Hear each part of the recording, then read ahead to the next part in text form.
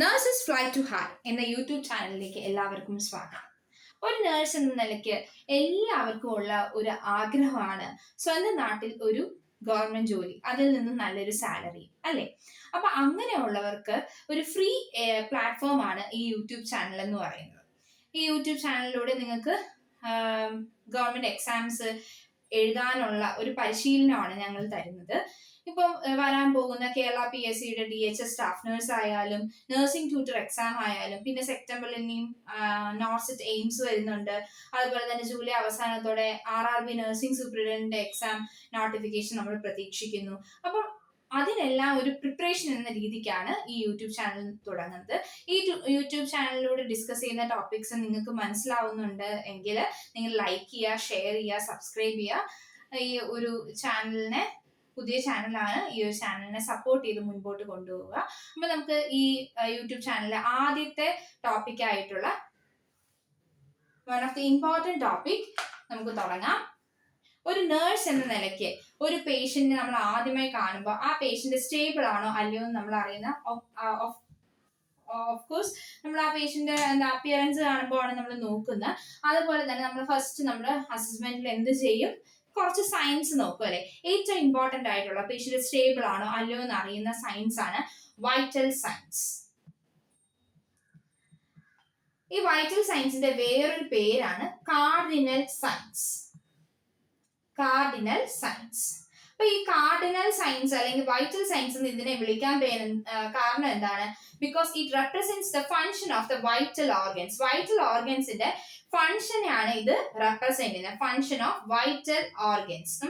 ഞാൻ ഇങ്ങനെ ഷോർട്ട് ഫോമിലാണ് എഴുതുന്നത്, നിങ്ങൾക്ക് മനസ്സിലായില്ലെങ്കിൽ ചോദിക്കാം കേട്ടോ. അപ്പൊ വൈറ്റൽ ഓർഗൻസിന്റെ ഫങ്ഷനെയാണ് റെപ്രസെന്റ് ചെയ്യുന്നത്. ഇമ്പോർട്ടന്റ് ആയിട്ടുള്ള വൈറ്റൽ സയൻസ് ഏതൊക്കെയാണ്? Temperature,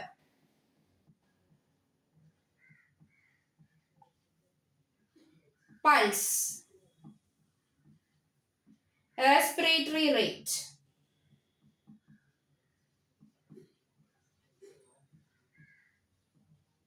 then blood pressure.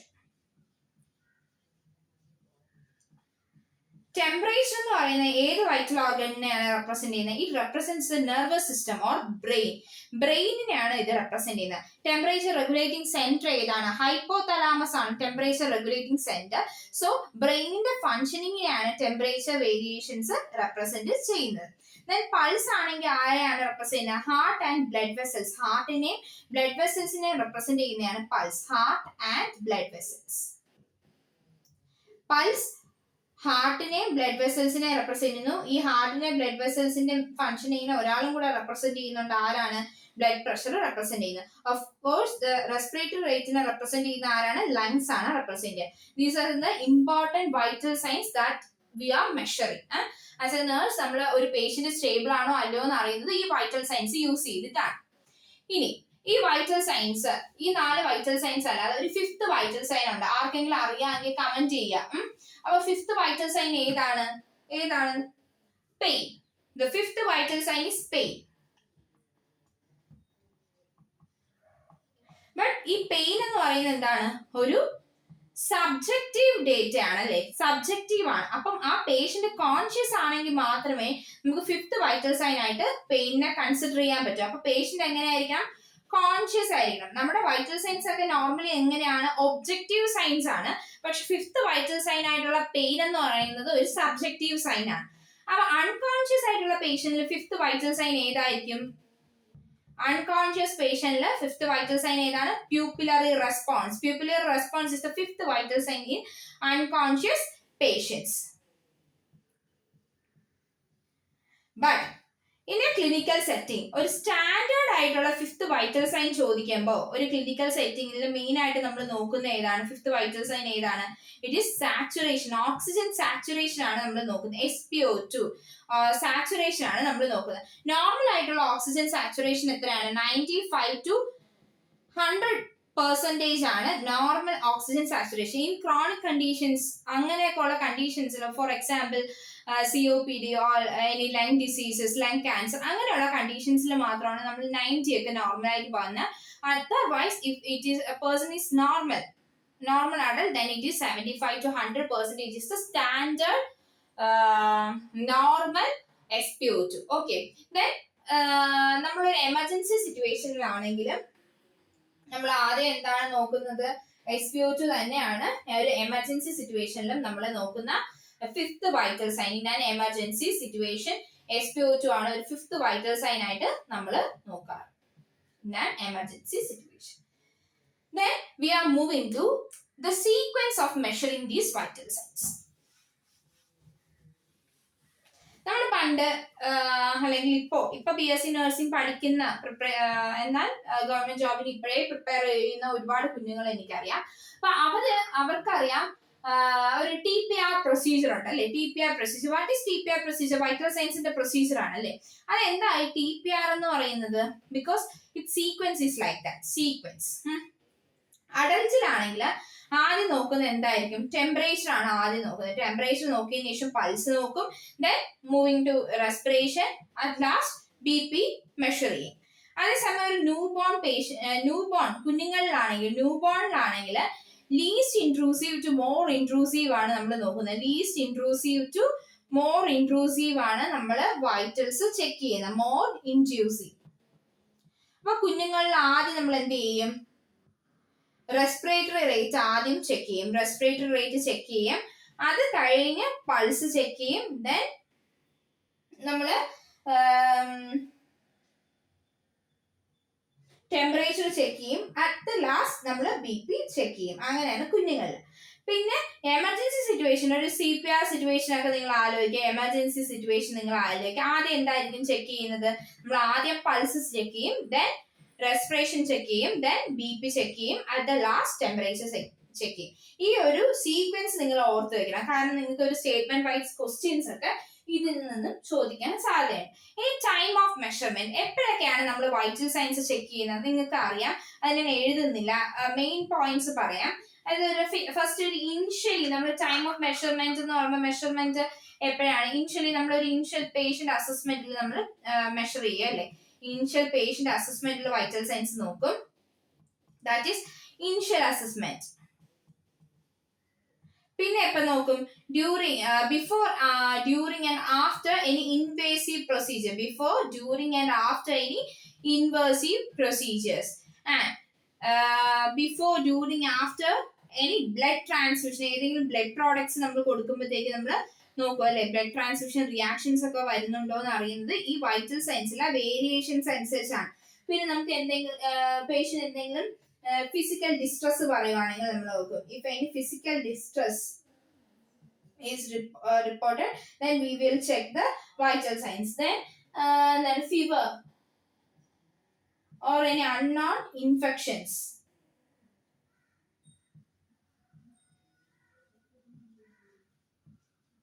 പിന്നെ ഈ വൈറ്റൽ സൈൻസിനെ എഫക്ട് ചെയ്യുന്ന എന്തെങ്കിലും മെഡിക്കേഷൻസ് കൊടുക്കുമ്പോൾ, മെഡിക്കേഷൻസ് എന്ന് പറയുമ്പോൾ ഫോർ എക്സാമ്പിൾ എന്താണ്, ഡിഗോക്സിൻ ഒക്കെ ഉണ്ടല്ലോ. അപ്പൊ ഡിഗോക്സിൻ ഒക്കെ ഉണ്ടെങ്കിൽ നമ്മൾ പൾസ് റേറ്റ് ഒക്കെ ചെക്ക് ചെയ്തിട്ടേ കൊടുക്കുകയുള്ളൂ എന്ന് പറയില്ലേ. ദാറ്റ് ഈസ് ഡിഗോക്സിൻ മെഡിസിൻസ് കൊടുക്കുമ്പോൾ. പിന്നെ എന്താണ്, എന്തെങ്കിലും പോസ്റ്റ് ഓപ്പറേറ്റീവ് പേഷ്യൻസിനൊക്കെ ആണെങ്കിൽ നമ്മൾ 4 hours കൂടുന്തോറും നമ്മൾ വൈറ്റൽ സൈൻസ് ചെക്ക് ചെയ്യാം. 4 hours കൂടുന്തോറും വൈറ്റൽ സൈൻസ് ചെക്ക് ചെയ്യാൻ. അപ്പോൾ 4 hours കൂടുന്തോറും എവരി 4 hours നമ്മൾ വൈറ്റൽ സൈൻസ് ചെക്ക് ചെയ്യണം. എവരി 4 hours ചെക്ക് ചെയ്യണം. അപ്പം അല്ലെങ്കിൽ നമ്മളൊരു ക്ലിനിക്കൽ സെറ്റിംഗ്സിൽ ഓരോ ഷിഫ്റ്റിലും നമ്മൾ എന്താണ് വൈറ്റൽ സൈൻസ് ചെക്ക് ചെയ്യാറുണ്ട്. Then we are moving to the first vital sign and most important vital sign, that is temperature.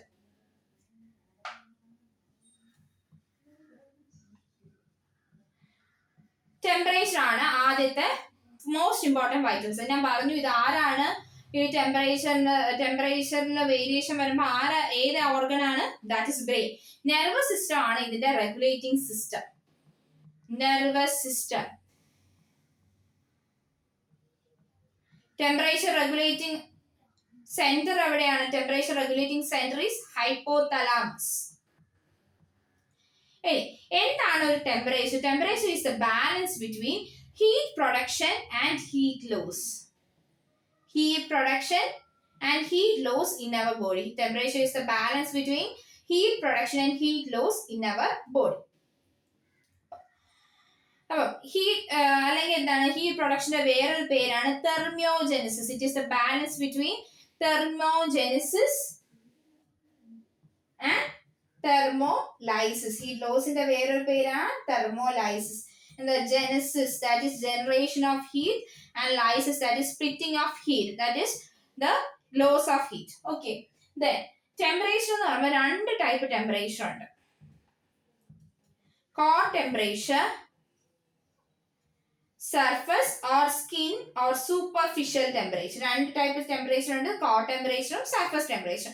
Core temperature എന്താണ്? കുറച്ചും കൂടെ ആക്യുറേറ്റ് ആയിരിക്കും.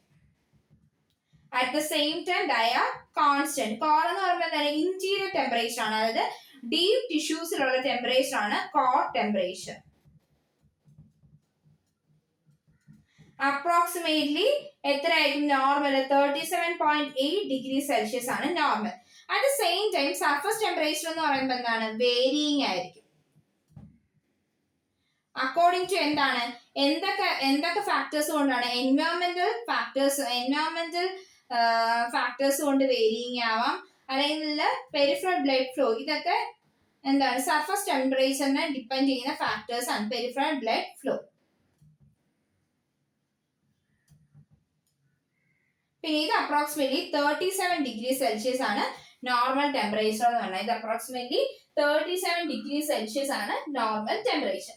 ഈ കോർ ടെമ്പറേച്ചർ ഏതൊക്കെയാണ്? For example, oral temperature is A core temperature, rectal temperature measurement is a core temperature, vaginal measurement is a core temperature. These are core temperature. In surface temperature varuna axillary temperature measurement is a surface temperature measurement.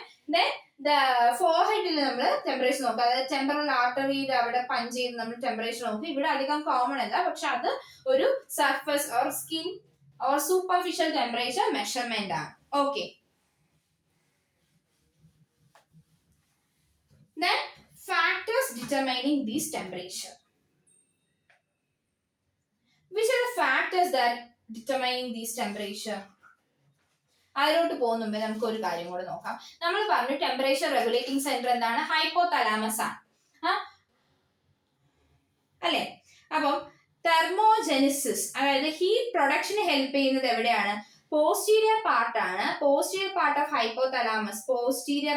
Hypothalamus ആണ് heat production help ചെയ്യുന്നത്. Posterior part of hypothalamus ആണ് heat production help ചെയ്യുന്നത്. Posterior part PP എന്ന് ഓർക്കുക, that is production help ചെയ്യുന്നത്, production of heat. അപ്പൊ anterior part എന്തിനായിരിക്കും help ചെയ്യുന്നത്? ഹീറ്റ് ലോസിനായിരിക്കും ഹെൽപ്പ് ചെയ്യുന്നത്. ഹീറ്റ് ലോസ് ഹെൽപ്പ് ചെയ്യുന്ന ആരാണ്? Anterior part of hypothalamus. അതെപ്പോഴും ഓർത്തു വയ്ക്കാം. സ്റ്റേറ്റ്മെന്റ് വൈസ് ഒക്കെ ക്വസ്റ്റ്യൻ ചോദിക്കാം. പോസ്റ്റീരിയർ പാർട്ട് ആണ് ഹീറ്റ് പ്രൊഡക്ഷൻ റെഗുലേറ്റ് ചെയ്യുന്നത്, അതേസമയം ഹീറ്റ് ലോസ് റെഗുലേറ്റ് ചെയ്യുന്ന ആന്റീരിയർ പാർട്ട് ഓഫ് ഹൈപ്പോതലാമസ് ആണ്. ഇനി ഇതിനെ ഡിറ്റർമൈൻ ചെയ്യുന്ന കുറെ ഫാക്ടേഴ്സ് ഉണ്ട്, അതായത് നേഴ്സസ് അറിഞ്ഞിരിക്കേണ്ട കുറച്ച് ഫാക്ടേഴ്സ് ഉണ്ട്. ടെമ്പറേച്ചർ ഏത് സമയത്തായിരിക്കും കുറവ്, ടെമ്പറേച്ചർ ഏത് സമയത്തായിരിക്കും കൂടുതൽ, എന്തൊക്കെ ഫാക്ടേഴ്സ് അതിനെ ഡിപ്പെൻഡ് ചെയ്യുന്നു എന്നറിയേണ്ട കുറച്ച് ഫാക്ടേഴ്സ് ആണ്. നമുക്ക് സ്റ്റേറ്റ്മെന്റ് വൈസ് ക്വസ്റ്റ്യൻസ് ഒക്കെ ചോദിക്കാം എന്ന രീതിയിലുള്ള ഫാക്ടേഴ്സ് ആണ്. First one is time. Time എന്ന് പറയുമ്പോൾ നമ്മുടെ മോർണിംഗ് ടൈമിൽ എങ്ങനെയായിരിക്കും? മോർണിംഗ് ടൈമിൽ ടെമ്പറേച്ചർ എപ്പോഴും കുറവായിരിക്കും. എന്തുകൊണ്ടാണ്? ബിക്കോസ് ദ മസിൽ ഇനാക്ടിവിറ്റി, അതായത് നമ്മൾ ഉറങ്ങുമ്പോഴത്തേക്ക് നമുക്ക് മസിൽസ് ഒന്നും അധികം നമ്മൾ ഉപയോഗിക്കുന്നില്ല. അപ്പം മസിൽ ഇനാക്ടിവിറ്റി കാരണം മോർണിംഗ് ടൈമിൽ ടെമ്പറേച്ചർ കുറവായിരിക്കും. എന്നാൽ ടെമ്പറേച്ചർ ഏറ്റവും കൂടുതൽ എപ്പോഴായിരിക്കും? ആഫ്റ്റർനൂൺ ടൈമിലായിരിക്കും ടെമ്പറേച്ചർ ഏറ്റവും കൂടുതൽ. വൈ? ഓൾറെഡി മസ്കുലർ ആക്ടിവിറ്റി ഉണ്ട്, അതല്ലാതെ എൻവയോൺമെന്റൽ ടെമ്പറേച്ചറും കൂടുതലായിരിക്കും. അപ്പൊ നമ്മുടെ ബോഡി ടെമ്പറേച്ചർ കുറച്ച് കൂടുതലായി കാണുന്നു. Then next factor is environmental temperature. Environmental temperature എന്ന് പറയുമ്പോൾ എന്താണ്? Environmental changes എന്തൊക്കെയാണ്? കോൾഡ് ക്ലൈമറ്റിലാണെങ്കിൽ ടെമ്പറേച്ചർ കുറവായിരിക്കും. വാം ക്ലൈമറ്റിലാണെങ്കിൽ ടെമ്പറേച്ചർ എങ്ങനെയായിരിക്കും? കൂടുതൽ ആയിരിക്കും. Then the next factor is age. ഇൻഫൻസിലൊക്കെ എങ്ങനെ എന്താണ്? ടെമ്പറേച്ചർ ഫ്ലക്ച്വേറ്റ് ചെയ്യുക, അല്ലെ? Fluctuates in infants. ബിക്കോസ് ഇൻഫൻസിൽ എന്താണ്? ടെമ്പറേച്ചർ റെഗുലേറ്റിംഗ് സെന്റർ എങ്ങനെയായിരിക്കും? അണ്ടർ ഡെവലപ്ഡ് ആയിരിക്കും. ഇൻഫൻസിൽ temperature regulating centres under developed ആയിരിക്കും. ഇൻഫൻസ് എന്ന് പറഞ്ഞാൽ 1 year ഏജിന് താഴെയുള്ള കുഞ്ഞുങ്ങൾ. ഓക്കെ. Then hormones. ഏതൊക്കെ ഹോർമോൺസ് ആണ് ടെമ്പറേച്ചർ കൂട്ടുന്ന? മെറ്റബോളിസത്തിന് ഹെൽപ്പ് ചെയ്യുന്ന ഹോർമോൺ ഏതാണ്? Thyroid hormone. Thyroid hormone will increases the temperature, thyroid hormones temperature കൂട്ടും, ടെമ്പറേച്ചറിനെ കൂട്ടും. അതേസമയം LH-ഉം FSH-ഉം ടെമ്പറേച്ചർ കൂട്ടും. ഓവുലേഷൻ സമയത്തൊക്കെ ടെമ്പറേച്ചർ കൂട്ടും എന്ന് പറഞ്ഞ് കേട്ടില്ലേ? അപ്പൊ മെൻസ്ട്രുവൽ സൈക്കിളിന്റെ സമയത്ത് ടെമ്പറേച്ചർ ഓവുലേഷൻ ടൈമിൽ എന്ത് ചെയ്യും? ജസ്റ്റ് ബിഫോർ ഓവുലേഷൻ ടെമ്പറേച്ചർ എന്ത് ചെയ്യും? ബിഫോർ ഓവുലേഷൻ ടെമ്പറേച്ചർ കുറയും. ജസ്റ്റ് ബിഫോർ ഓവുലേഷൻ ടെമ്പറേച്ചർ എങ്ങനെയാണ്? കുറയും. ഡ്യൂറിങ് ഓവുലേഷൻ എന്താണ്? ഓവുലേഷന്റെ സമയത്ത് എന്ത് പറ്റും? ഓവുലേഷന്റെ സമയത്ത് ടെമ്പറേച്ചർ ഇൻക്രീസ് ചെയ്യും. ഏകദേശം 0.6 degree Celsius or 1 degree Fahrenheit temperature increase ആയതായിട്ട് കാണും. പിന്നെ എന്തൊക്കെ ഫാക്ടേഴ്സ് ആണ് ടെമ്പറേച്ചർ ഡിപ്പെൻഡ് ചെയ്യുന്നത്? If person is a lady is pregnant, pregnant ആയിട്ടുള്ള ലേഡീസ് നിങ്ങൾ ടെമ്പറേച്ചർ അസസ് ചെയ്തിട്ടുണ്ടോ? പ്രഗ്നന്റ് ലേഡീസിന് ടെമ്പറേച്ചർ കൂടുതലായിരിക്കും കുറവായിരിക്കും? നമ്മൾ ലോജിക്കലി ചിന്തിക്കുമ്പോൾ തന്നെ നമുക്കറിയാം പ്രഗ്നന്റ് ലേഡീസിന് മെറ്റബോളിസം വളരെ കൂടുതലായിരിക്കും. അതുകൊണ്ട് തന്നെ ടെമ്പറേച്ചർ നോർമൽ ടു ഹൈ റേഞ്ചിലായിരിക്കും പ്രഗ്നന്റ് ലേഡീസിന് നിൽക്കുന്നത്. അപ്പൊ പ്രഗ്നന്റ് ലേഡീസിന് ടെമ്പറേച്ചർ എങ്ങനെയായിരിക്കും? ഹൈ ആയിരിക്കും, because of the high metabolism pregnancy. ഇനി ഒരു സ്ട്രെസ്സോ ഒരു ഇമോഷനോ വരുമ്പോൾ എന്താണ്? സ്ട്രെസ് അല്ലെങ്കിൽ ഇമോഷൻ വരുന്ന സമയത്ത് ടെമ്പറേച്ചർ എങ്ങനെയും കൂടും. എന്തുകൊണ്ടാണ്? സ്ട്രെസ് അല്ലെങ്കിൽ ഇമോഷൻ വരുമ്പോൾ ഹോർമോൺ വേരിയേഷൻസ് വരും. അപ്പൊ ടെമ്പറേച്ചർ, ഹീറ്റ് പ്രൊഡക്ഷൻ കൂടും, ടെമ്പറേച്ചർ കൂടും. ദെൻ ഒരു ANS സ്റ്റിമുലേറ്റഡ് ആയി, അതായത് ഓട്ടോണോമസ് നെർവസ് സിസ്റ്റം സ്റ്റിമുലേറ്റഡ് ആയ എന്ത് ചെയ്യും? ടെമ്പറേച്ചർ കൂടും. ഓട്ടോണോമസ് സിസ്റ്റം സ്റ്റിമുലേറ്റഡ് ആയ ടെമ്പറേച്ചർ കൂടും. ദെൻ ഇനി ഇൽനെസ് അല്ലെങ്കിൽ ഇൻഫെക്ഷൻസ് അല്ലെങ്കിൽ ഇൻഫ്ലമേഷൻസ് ഉണ്ടെങ്കിൽ എന്താണ്? ടെമ്പറേച്ചർ എന്ത് ചെയ്യും? കൂടും. The temperature will increases. Temperature decrease ചെയ്യുന്ന ഒരു കണ്ടീഷൻ പറയട്ടെ. ഫാസ്റ്റിംഗ് അല്ലെങ്കിൽ സ്റ്റാർവേഷൻ സമയത്ത് അല്ലെങ്കിൽ സ്ലീപ്പിന്റെ സമയത്ത് എന്താണ്? ടെമ്പറേച്ചർ ഡിക്രീസ് ചെയ്യും. പിന്നെ ടെമ്പറേച്ചർ ഇൻക്രീസ് ചെയ്യുന്ന ഒരു സമയമാണ് exercises. So these are the factors that depending the temperature. എക്സസൈസിന്റെ സമയത്ത് ഒരു 80% skeletal muscles നന്നായിട്ട് വർക്ക് ആവും, അപ്പോഴത്തേക്ക് ഹീറ്റ് പ്രൊഡക്ഷൻ നടക്കും. Okay, so these are the factors. Then we are moving to thermogenesis. Thermogenesis എന്ന് വെച്ചാൽ എന്താണ്? Generation of heat or production of heat. Thermogenesis. അപ്പൊ നമ്മുടെ ബോഡിയിൽ എങ്ങനെയൊക്കെയാണ് തെർമോജെനിസിസ് നടക്കുന്നത്? ഹീറ്റ് പ്രൊഡക്ഷൻ എങ്ങനെയൊക്കെയാണ് നടക്കുന്നത്? That is തെർമോജെനിസിസ്.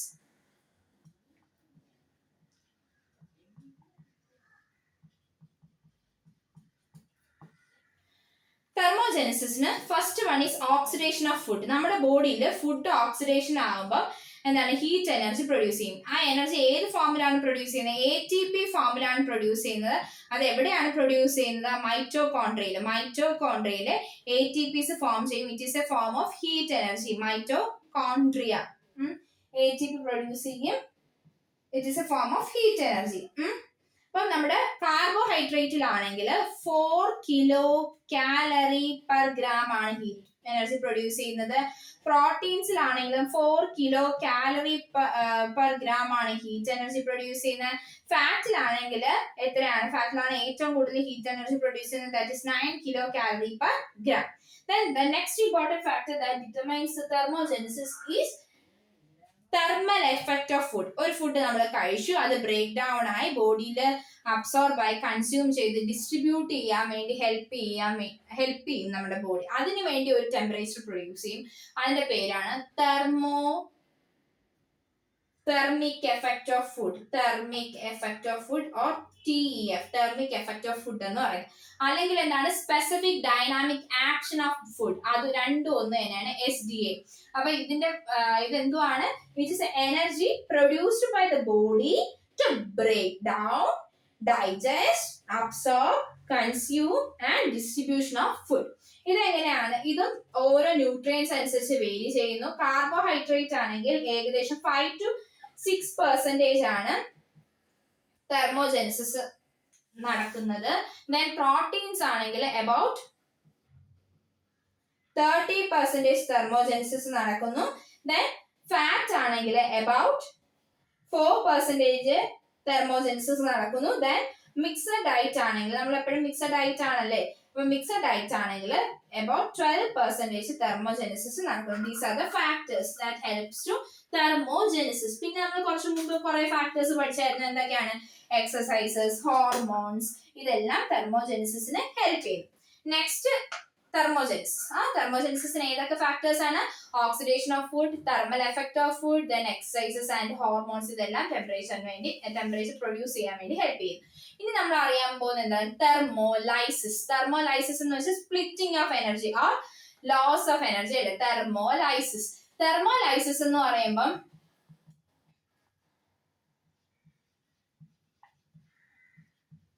തെർമോലൈസിസ് എന്ന് പറയുമ്പോൾ ഏതൊക്കെ രീതിയിലാണ് ലോസ് ഓഫ് എനർജി എന്ന് നമ്മൾ ആദ്യം ഓർക്കുക.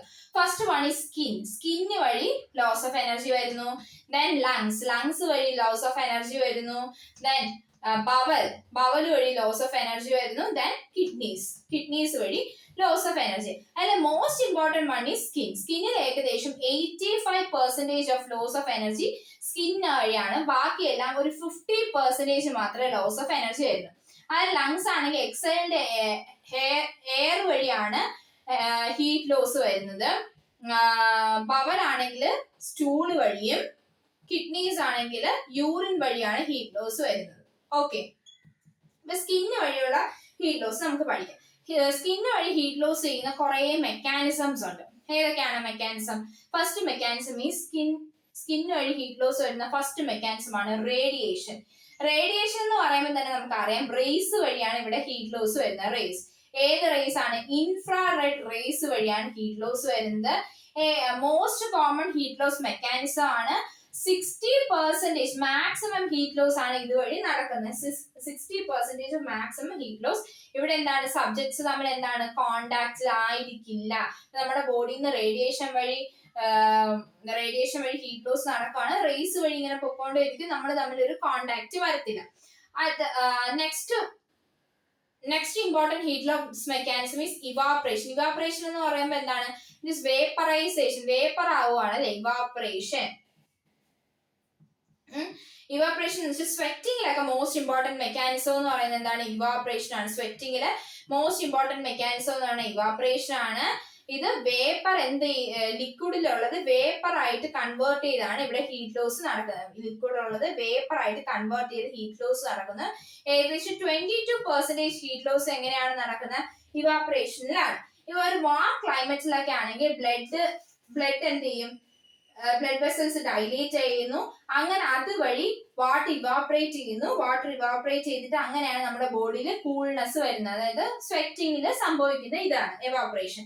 Then the next mechanism of heat loss is convention ആണ് next mechanism of heat loss. Convention പേരിൽ നിന്ന് തന്നെ അറിയാം. കൺവെൻഷൻ എന്ന് പറയുമ്പോൾ എന്താണ്? ബൈ വിൻഡ് വഴി ഹീറ്റ് ലോസ് നടക്കുന്നതാണ്. By wind.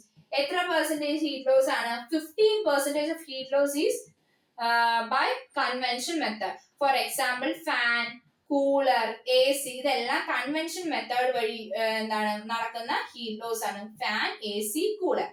ദെൻ കണ്ടക്ഷൻ എന്ന് വെച്ചാൽ എന്താണ്? By contact. ഏറ്റവും ലീസ്റ്റ് വളരെ കുറച്ച് മാത്രമേ കണ്ടക്ഷൻ വഴി നടക്കുന്നുള്ളൂ. ബൈ കോണ്ടാക്ട് നടക്കുന്ന ഹീറ്റ് ലോസ് മെക്കാനിസം ഏതെന്ന് ചോദിച്ചാൽ ദാറ്റ് ഈസ് കണ്ടക്ഷൻ. ഏകദേശം 3% മാത്രമേ ഇതുവഴി ഹീറ്റ് ലോസ് നടക്കുന്നുള്ളൂ. എക്സാമ്പിൾ എന്താണ്? ടപ്പിഡ് സ്പഞ്ചിങ് അല്ലെങ്കിൽ കോൾഡ് സ്പഞ്ചിങ് ഒക്കെ ഇതിന്റെ എക്സാമ്പിൾ ആണ്. നമ്മൾ ഫീവറിന്റെ സമയത്തൊക്കെ ടപ്പിഡ് സ്പഞ്ച് ചെയ്യില്ലേ? It is an example of heat loss by conduction. These are the heat loss mechanisms. Okay. അപ്പം നമ്മൾ ഇതിൽ ഒരുപാട് കാര്യങ്ങൾ പഠിച്ചു. എന്തൊക്കെയാണ്? നമ്മൾ ആദ്യം വൈറ്റൽ സൈൻസ് എന്തൊക്കെയാണെന്ന് പഠിച്ചു. വൈറ്റൽ ഓർഗൻസിന്റെ ഫംഗ്ഷനിങ് ആണ് അത് നോക്കുന്നതെന്ന് പറഞ്ഞു. 5th വൈറ്റൽ സൈൻ ഏതാണെന്ന് പഠിച്ചു. അത് കഴിഞ്ഞ് ടെമ്പറേച്ചർ എന്താണെന്ന് പഠിച്ചു. ടെമ്പറേച്ചർ റെഗുലേറ്റ് ചെയ്യുന്ന ഫാക്ടേഴ്സ് പഠിച്ചു. പിന്നെ തെർമോജെനിസിസ് ഇങ്ങനെയൊക്കെ നടക്കുന്നു. തെർമോലൈസിസിനുള്ള മെക്കാനിസംസ് ഏതൊക്കെയാണെന്നൊക്കെ പഠിച്ചു. അപ്പൊ ഇതാണ് ഇന്നത്തെ ക്ലാസ്. എല്ലാവർക്കും ഇഷ്ടപ്പെട്ടെങ്കിൽ നിങ്ങൾ ലൈക്ക് ചെയ്യുക, സബ്സ്ക്രൈബ് ചെയ്യുക. അതുപോലെ തന്നെ നിങ്ങൾക്ക് എന്തെങ്കിലും ഡൗട്ട്സോ എന്തെങ്കിലും സജഷൻസോ അങ്ങനെയൊക്കെ ഉണ്ടെങ്കിൽ കമന്റ് ചെയ്യുക. Thank you so much for watching.